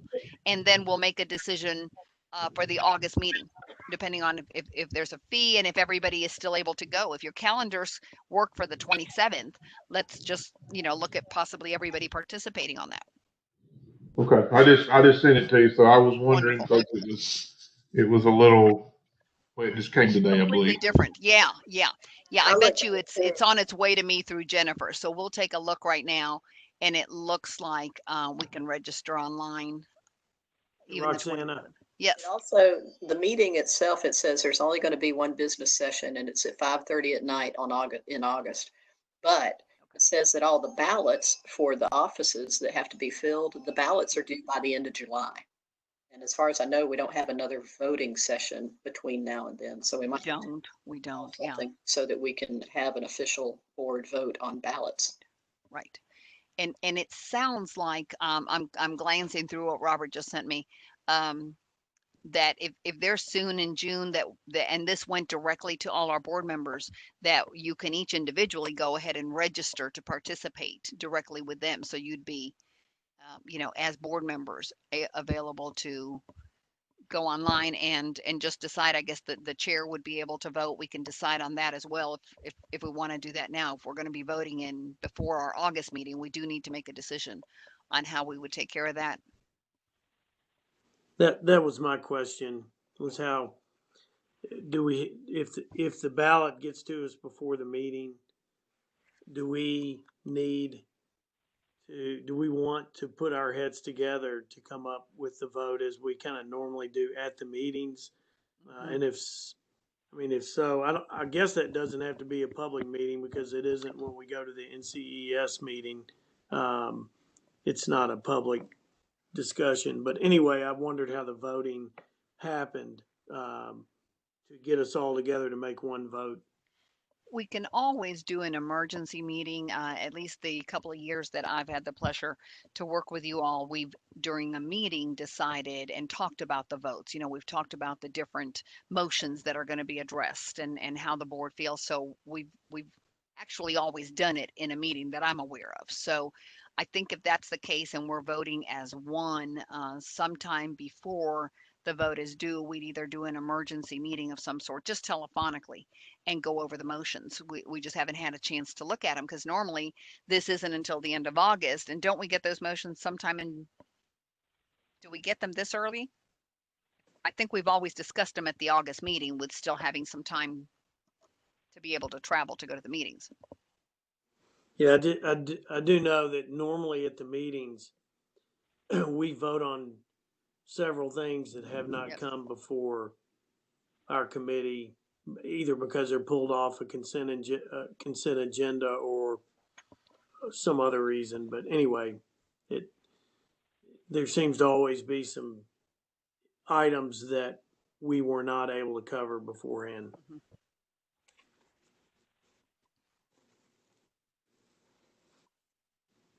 And then when Kathy makes motions from the floor, then we have to vote on those too. Right. That's always exciting. My goal in life is to keep life interesting for you, Ricky. And Kathy, I will say, I believe that's the reason they put it for Friday at 5:30 is to keep that away from everybody. Call me an instigator. Alton, before y'all adjourn, can I ask a question? It's Casey. Yes, Casey, go right ahead. We all recognize your voice, Casey. Sorry, I'm never sure. This is probably in the notes, but I've been at Cordell Hall the last 2 weeks and I haven't seen it, but I'm getting a lot of phone calls about if y'all are going to make any adjustments to PDH requirements in the COVID emergency, if you're making any adjustments to requirements given the pandemic. Alton, can I sort of answer that?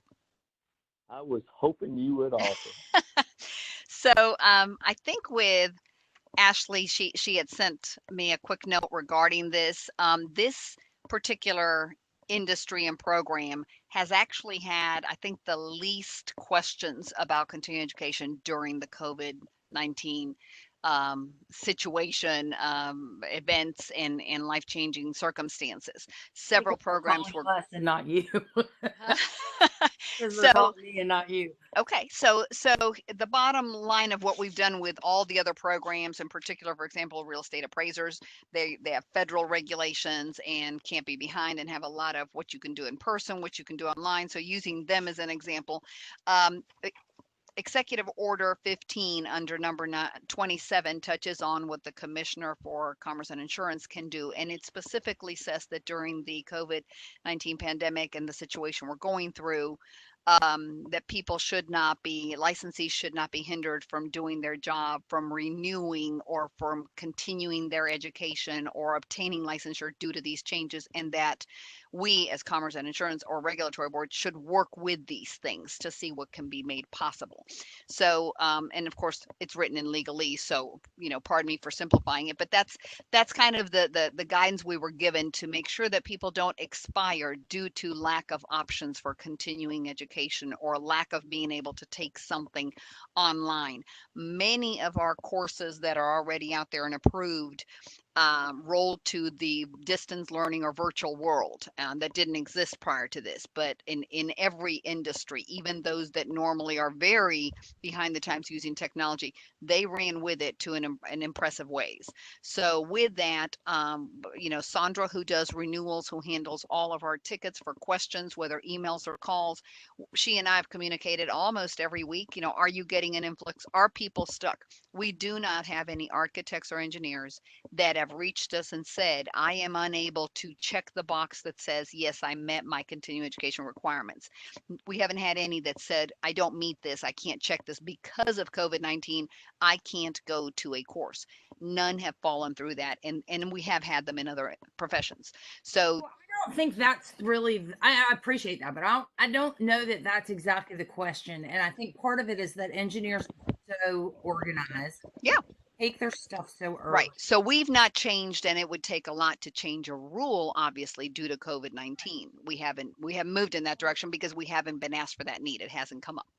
So a year from now, when people are behind, is more of what I'm being asked about. And why would they be behind a year from now if there's online and virtual course options to take in the next year? I'm just asking the question. As we make some adjustments to our own offerings and what we typically, if we say, for example, were to cancel a conference that normally would have, 18 credits, I just need to, if that's off the table for y'all, then I will communicate that back, because you're right. There are plenty of opportunities to take Absolutely. things online. I know that. Absolutely. There are so many states who have done those things, that I'm being asked if nobody's pushing to do it. I just want to make sure that I'm communicating correctly and saying that that's not an issue, because I don't think it's an emergency issue for our folks, because we are not, lawyers running to CLE the night Correct. before, the weekend before due, Right. because we all know those are the money makers for the bar associations. Those are big conferences, but I just want to make sure that we are setting ourselves up for success, your registrants up for success, by having those opportunities continually available. I just wanted to know the answer. I'm good. Thank you. Absolutely. Thank you. And Robert, I added that topic under our agenda for the full meeting because just like Ashley had asked previously, and now Casey, that the question has come up more so from you all than licensees. So I do want us to touch on it, because if we have any concern of what will happen a year from now, my gut answer would be within the next year. If the last 2 months haven't hindered people, I would hope that the next year isn't worse, but we that's all we're doing is hoping that things keep getting better. So right now it hasn't been a problem, but I think it's well worth, which is why it's on the agenda tomorrow. We all talk about it just in case we're missing something and we need to be more proactive.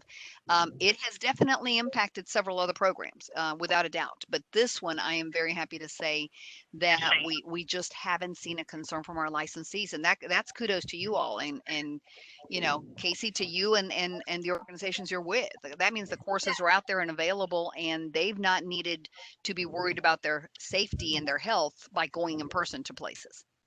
The other reason I'm a little bit concerned about it is that engineers have been essential the whole time. Yeah. And from what I understand, the majority of them have had more work in the last 3 months than typical, which means they're not sitting at home taking online classes. Right. You know what I mean? That's where and because some of the traditional things are perhaps not going to be available, I just want to make sure that it's, I don't care what the answer is. I just want to make sure I'm communicating it effectively, and that we're offering things when they're going to be needed. So that's all. Thanks.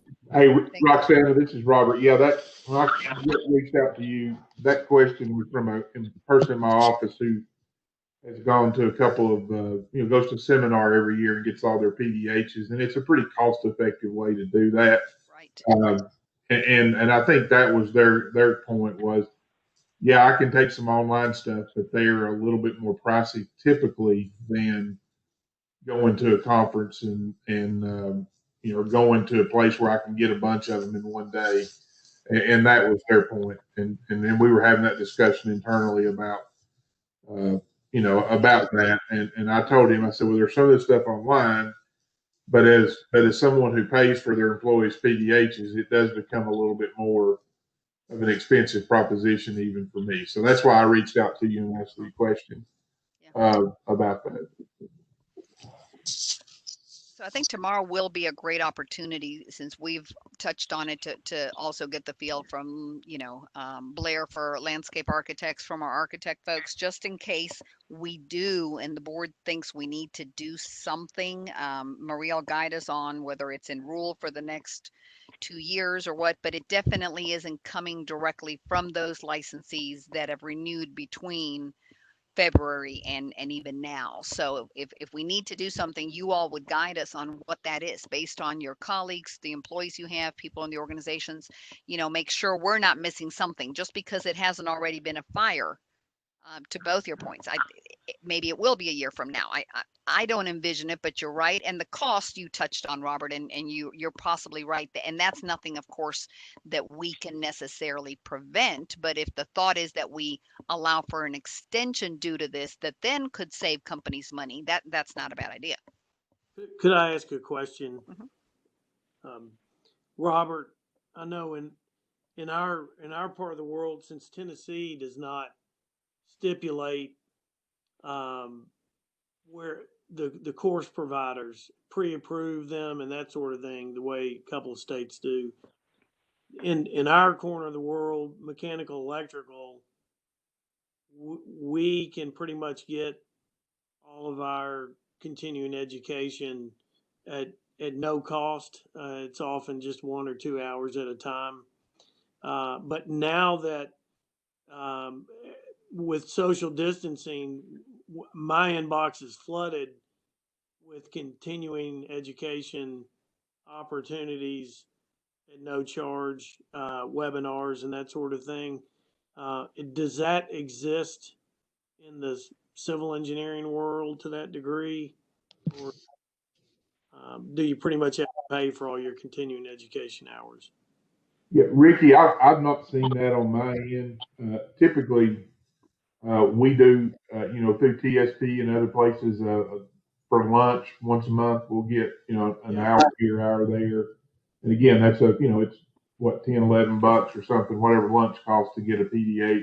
And then there's some other opportunities like that we use. Even lunch and learns have been hard during this time because lunch is, it's just hard to get everybody together, and you want to obviously social distance a little bit before you do that. So, so some of those opportunities, I have not seen the free stuff come across my desk, and maybe I've just frankly not paid attention. Okay. I mean, this came up, I think I reached out to Roxanna maybe a month ago. Roxanna, I can't remember, but it was, I hadn't even thought about it until he brought it up one day when we were talking about travel restrictions on things. Right. So, it was, but there is a cost that I think that's out there, but there may be some other opportunities to be a little more creative. Well, it may be the reason why we haven't heard on our end, maybe the problems in renewals, because of the amount of opportunity there is with Zoom meetings and that sort of thing. Now, for the lunch and learns, I attended an AIA meeting with and got a PDH from that. And I probably get a couple every day invitations. I think just to give you an idea, I've probably had more than a dozen people ask me about this. Okay. It's not one or two. And I think the reason that I'm particularly curious about it anyway is that if we make changes, which are not necessarily public at this point, but if some changes are made, I think part of it is the folks who come to we've got, give or take, 700 people, engineers who come to our conference every year. Mm-hmm. For at least a day, but those who come to get, if you do that, if you go to our conference every year, and you go to 2 or 3 other things, you hit your mark. Right. And so I don't think this, you can always go online and find courses to do last minute or whatever, but I do think that engineers tend to be very structured planners, etc. They keep all that. I get so few audit questions about, can you send me something showing that I was at X, because I don't have it, because y'all keep that stuff. Like, that's just the nature of engineers. So I think that's why we haven't seen it in registrants, because if someone says my license is renewing in 3 months, they know that 6 months ahead of time, and they're taking their classes accordingly. You know what I mean? Like, I think they're just a different beast about that kind of thing. But I just want to make sure that we're planning at the associations, that we're planning appropriately and offering things that folks need, should that become an issue. But if y'all say that they don't have to take as many, then nobody's going to show up for, if I don't want to spend a bunch of money to put some classes online if nobody's going to need them. So that's, I'll be quiet now. Thanks for the answers. Hey, I have a question. Do we provide any allowance for PDHs for people who either attend or listen to the AE board meetings? Lord, that's actually not a bad idea. So there's nothing on the record that I've heard you all as board members approve the number of hours. The land surveyors do this, and they've historically always done it. So the first time I was in their meeting, when they finish, they say exactly how many hours are approved for people to count for attending those meetings, which are of course always televised live, and now the audio will be. So if that was something that you wanted to allow, specifically, as Ricky pointed out, we don't review and approve courses individually, then it would be something that maybe tomorrow we address and you consider. And then at the end of each meeting, whatever you believe as a board was covered that helps protect the health, safety, and welfare of the public, that is relevant to the industries, that improves their education, then you decide. Is it 2 hours? Is it 3? Or is it just 1? And that would count. That, I don't think, unless Maria corrects me, I don't think that that would be a problem. We've just never done it, and it would need to be very clear on the record how much they can count. Well, let me just say, I'm going to introduce that as a motion then, because Florida does that, and I think it's great. And you talk about health, safety, and welfare of the public. That's the only thing we ever talk about. So if we could get people to listen in, they'd learn a lot. So anybody opposed? I'd love to have some discussion on this, or just, show of hands. Great idea. Yeah. I'd love to send a link out too every month to tell people to listen to it. I think that's a great idea. Right. Oh, you know what, Casey? We could announce it in our newsletter because we have one now. Yay! It's bad. I'm so excited. Now, to be clear, we as board members do get credit for attending board meetings. It's just we're talking about the public. Correct. We listen to them, correct? Yeah, correct. I'm talking about the public. I'm just talking about the public. Okay. And it would be on the, on the honor system. They just have to. Yes. Okay. Yes. We could make a standard form available to them to download that showed how many hours, and then they could sign it and say they participated. I honestly think what you all talk about is as good, or if not better, than any class I've sat through. I mean, you really do go through health from a health, safety, and welfare standpoint. I think it would be really valuable.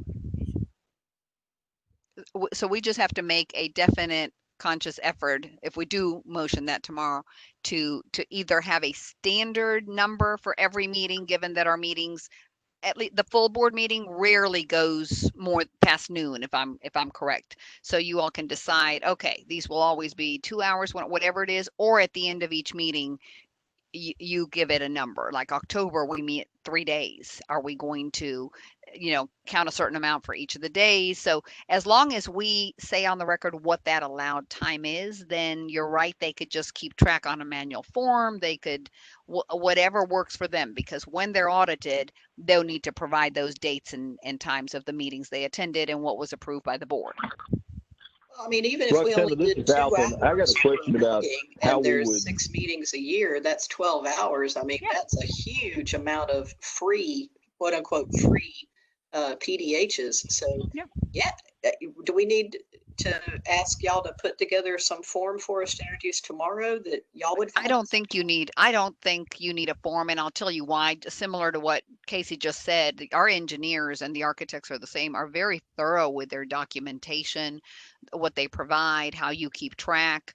For the land surveyors, for example, we don't provide a form. We, at the end of the meeting, say, and one member will motion, I motion that we covered a total of, and they look at their time and they back out lunch because they break for lunch and then come back. We're giving a total of 3 PDHs or 2.5 or 4. They literally say the number, they motion it. That's what we record. It's in the minutes. It's obviously recorded, and it ends. We don't need them to do something special or have it signed. It's on that honor system, and if they're audited, that's what they would present. If they kept a log on Excel, that would work. Yay. Okay. Let's do it. Alton, I think you had a question. I did. I'm assuming, I'm going to go back to the beginning of this conversation, that you would introduce this into the agenda tomorrow. I absolutely can, because I have on the agenda right now, let me see what the topic says, CE concerns. And I think that we touch on it there. That as part of, and my plan had been to say, which is, you know, good news at least, for now, this industry hasn't been impacted. That's not to say that it won't be, but in conversations today, we determined that we want to be proactive and look ahead for the next group.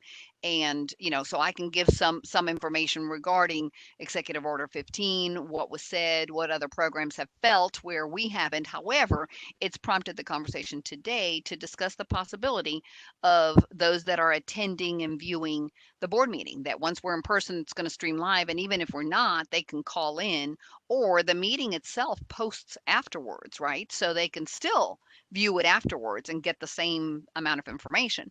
So however the board wants to address it, I'll present that at that time in the agenda, and then we'll hear from our architects, you know, Susan, Blair, and have a motion and go from there. Okay, very good. Does anybody else have any discussion about this particularly? If not, I believe we've reached the end of our agenda unless anybody else has any business they'd like to bring before the committee.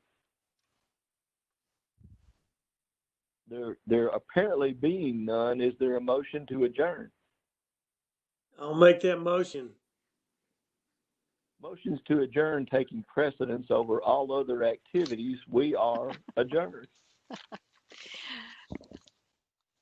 Thank you, everybody. All. Thank you so much. See you all tomorrow. Our meeting starts at 9 a.m. so you can log in a little bit early as well. So we make sure that everybody is, their technology's up and working. So we'll connect tomorrow. Thank you, everyone. Thank you. Thanks and goodbye, everybody. Look forward to visiting with you again tomorrow. Take care. Bye-bye. Having me, guys. Have a good evening.